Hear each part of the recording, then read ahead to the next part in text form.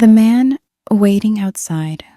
I was 9, maybe 10, small enough that a grown man could lift me without effort, old enough to understand when someone's attention felt wrong. The market had been warm that day, busy, alive in that noisy way that makes you think nothing bad can happen in daylight. But past the row of tiny shops was that abandoned stretch everyone avoided, cracked pavement, dark windows, a strip of forgotten storefronts that felt colder than the rest of the street, a place where sound didn't carry the same. My mother walked us through it without thinking, just another shortcut. I stayed close, watching the shadows like they knew something we didn't. We crossed the road and stepped into the big store, lights humming, air heavier than it should have been. And that's where I saw him, a man near the entrance, sitting like he didn't belong to the store or the day. Nothing in his hands, nothing on his face, just eyes that lifted the second I appeared. He didn't blink, didn't shift, didn't pretend he wasn't staring. He just watched me the way someone studies something they intend to take. My stomach tightened, my skin prickled, a warning settling deep, even if I didn't have the right words for it yet. Boredom made me wander toward the entrance over and over. Each time, his gaze followed. Each time, his body leaned just slightly forward, like he was counting the distance between us. When my mother finally asked me to step outside and call my uncle, everything inside me went cold. I didn't want to walk out there, but I didn't argue. I stepped through the doors, and he stood immediately, not slow, not casual. He rose like he had been waiting for this exact moment. I walked faster, my breath shaky, my pulse loud enough to hear in my ears. His footsteps followed with a steady rhythm that made the hair on my arms lift. I looked back. He had closed half the distance already. I sped up. He sped up. My heart slammed against my ribs, sharp and hot. The abandoned strip came into view again. That hollow place where no one stood and no one would notice a child disappearing. I knew exactly what he was doing. Even at 9, I knew. He wanted me off the main path. He wanted me out of sight. He wanted to grab me before anyone realized he'd moved. My throat tightened. My eyes stung. My vision blurred. And I only realized it was from tears when one slid down my cheek and hit my shirt. I didn't remember starting to cry. Then I ran like something was reaching for the back of my shirt.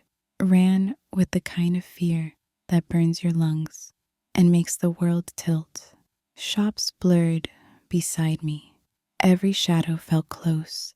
Every step behind me sounded like a hand stretching toward my arm. The empty windows watched. The cracked pavement slapped under my shoes. The air felt thick and wrong.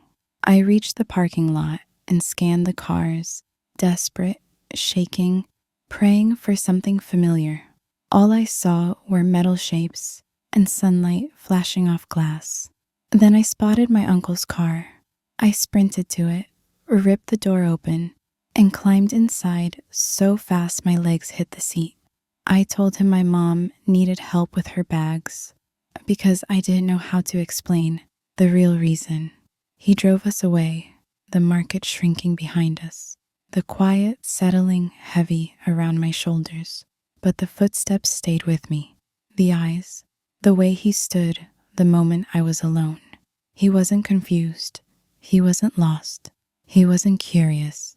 He had a plan. And if I had been slower by even a breath, he would have carried it out. To the man who followed a child. With intention that day, you did not finish what you started. The Midwife of Blackmere.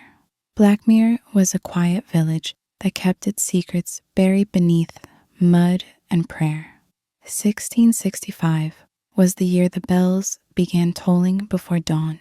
No one knew why at first until the midwife's cry carried over the moors. Her name was Ilara Wynne, and she had delivered every child born in Blackmere for nearly 20 years, until her own came too early, silent, blue, and cold as the basin she washed him in.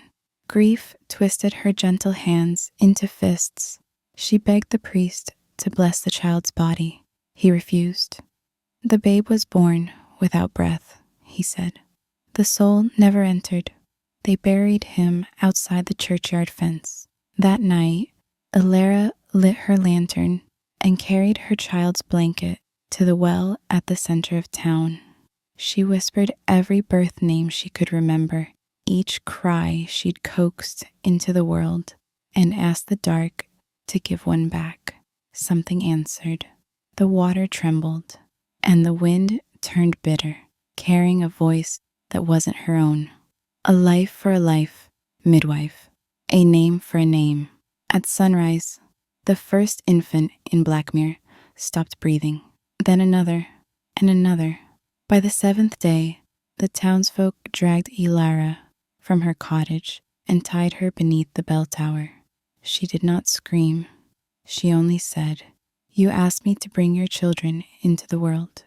I only kept my word." They hanged her at dusk. The bells tolled once for each heartbeat she lost. But the sound never stopped.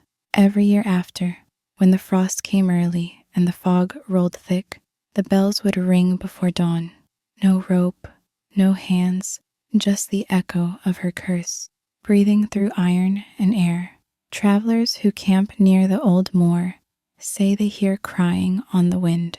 Some swear they see a woman walking the marshes with a lantern, humming a lullaby that makes the night go still.